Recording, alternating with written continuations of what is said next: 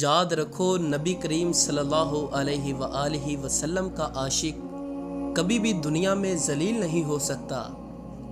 تجربے سے معلوم ہوا ہے کہ لوگ اخلاص اور دیانت کے بہت دشمن ہیں۔ جب تک قوموں کو خود اپنی اصلاح کا خیال نہیں آتا، قدرت بھی انہیں درست نہیں کرتی۔ مسکراہٹ وہ ہتھیار ہے جو ہر مصیبت کا مقابلہ کر سکتا ہے۔ میں تمہیں مومن کی نشانی بتاتا ہوں، جب موت آتی ہے تو اس کے ہونٹوں پر مسکراہٹ ہوتی ہے۔ تیری ذلت کا اصل سبب یہ ہے کہ تو نے قرآن پاک کو چھوڑ دیا اور زمانے کی گردش کرنے لگا۔ قومیں شاعروں کے دلوں میں پیدا ہوتی ہیں، ترقی کرتی ہیں اور سیاست دان کے ہاتھوں مرتی ہیں۔ کتابیں جوانی میں رہنما، بڑھاپے میں تفریح اور تنہائی میں رفیق ثابت ہوتی ہیں۔ وہ گھر ہزار صد تحسین کے قابل ہے جس میں روزانہ صبح کے وقت قرآن پاک کی تلاوت ہوتی ہے۔ انسان کی روح کی اصل کیفیت غم ہے، خوشی عارضی شے ہے۔ غریب کی بھوک صرف اس کی جان کھا لیتی ہے، جبکہ بادشاہ کی بھوک ملک و سلطنت کو کھا جاتی ہے۔ اگر آپ کو زندگی کا راز معلوم ہوتا تو آپ بھی محبت کے سوا کسی اور ساتھی کا انتخاب نہ کرتے۔ حسد وہ دمک ہے جو اپنے پالنے والے کو ہی اندر سے کھوکھلا کر دیتا ہے۔ جو شخص اپنی عظمت کے گیت گائے وہ ہرگز عظیم نہیں ہو سکتا۔ نفس اپنے سوا کچھ نہیں دیکھتا، جبکہ روح سارا عالم اپنے اندر دیکھتی ہے۔ میں سچ کہتا ہوں، آپ کا دشمن بھی آپ کا دوست ہے۔ اس کی موجودگی آپ کی زندگی کو بھرپور اور امیر بنا دیتی ہے۔ مصیبت ایک عطیہ خداوندی ہے تاکہ انسان پوری زندگی کا مشاہدہ کر لے۔ علم کی جستجو جس رنگ میں بھی کی جائے، عبادت ہی کی ایک شکل ہے۔ آج کل تعلیم زیادہ ہے اور علم کم، جبکہ پہلے زمانے میں علم زیادہ تھا اور تعلیم کم۔ دنیا آگے بڑھ رہی ہے، تم بھی آگے بڑھو۔ جب زندگی کی سمجھ آنے لگ جائے تو پہلا سبق خاموشی کا بنتا ہے۔ دنیا سے روزہ رکھو، آخرت سے افطار کرو، موت کو عید سمجھو اور لوگوں سے اس طرح بھاگو جس طرح درندوں سے ڈر کر بھاگتے ہو۔ قرآن پاک کو صرف پڑھا نہ کرو بلکہ سمجھا بھی کرو۔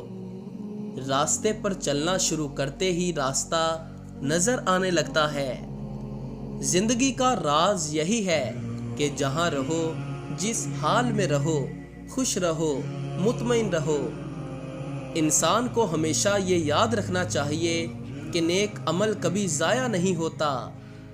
ہر شام کا ڈوبتا سورج ہمیں یہی درس دیتا ہے کہ مغرب کی طرف جاؤ گے تو ڈوب جاؤ گے۔ ایک بڑے استاد کی حیثیت سورج کی سی ہے جو اپنی روشنی اور حرارت ہر چیز تک بساط کے مطابق پہنچاتا ہے۔ انسان کی سب سے بڑی خطا یہ ہے کہ وہ رب سے پہلے انسان کے سامنے روتا ہے۔ ایک سوچنے والے زندہ انسان کے خیالات میں تبدیلی ہوتی رہتی ہے۔ نہیں بدلتا تو پتھر نہیں بدلتا۔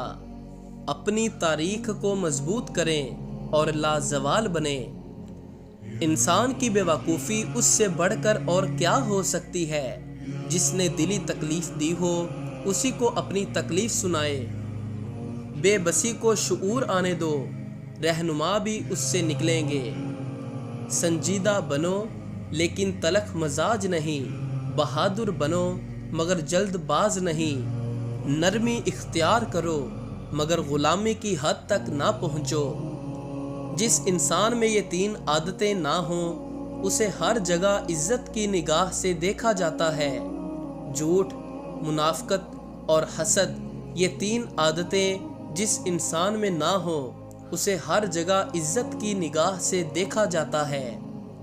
وہ 7 کام جو آپ کے دشمن کو بھی آپ کی عزت کرنے پر مجبور کر دیں گے۔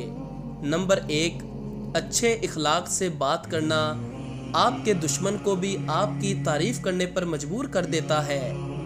نمبر 2، انصاف پسند انسان کی ہر کوئی عزت کرتا ہے، خواہ وہ اس کا دشمن ہی کیوں نہ ہو۔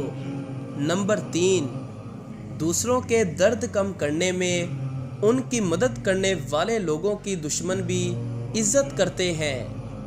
نمبر 4، دشمن کے دل میں بھی جگہ کرنے کے لیے آپ کو پہلے اپنا دل صاف کرنا ہوگا۔ نمبر 5، دوسروں کے ساتھ عزت اور احترام سے پیش آنے والے لوگ ہمیشہ پسند کیے جاتے ہیں۔ نمبر 6، اچھی گفتگو کرنا آپ کے دشمن کے دل میں بھی گھر کرنے کا فن رکھتی ہے۔ نمبر 7، غصے پر قابو پانے سے دشمن بھی آپ کی عقل اور عزت کا احترام کرتا ہے۔ کسی کو برا مت کہو، ہر چہرہ کسی کا محبوب ہوتا ہے۔ ہر شخص کی طبیعت آسمان سے ملتی ہے اور زبان زمین سے۔ ہر مسئلے کا حل عقل کے پاس نہیں ہوتا، بلکہ کچھ مسائل اور کچھ باتیں دل سے سلجھانے کے لیے ہوتی ہیں۔ سجدہ بھی اس وقت قبول ہوتا ہے جب سر کے ساتھ دل بھی جھکے۔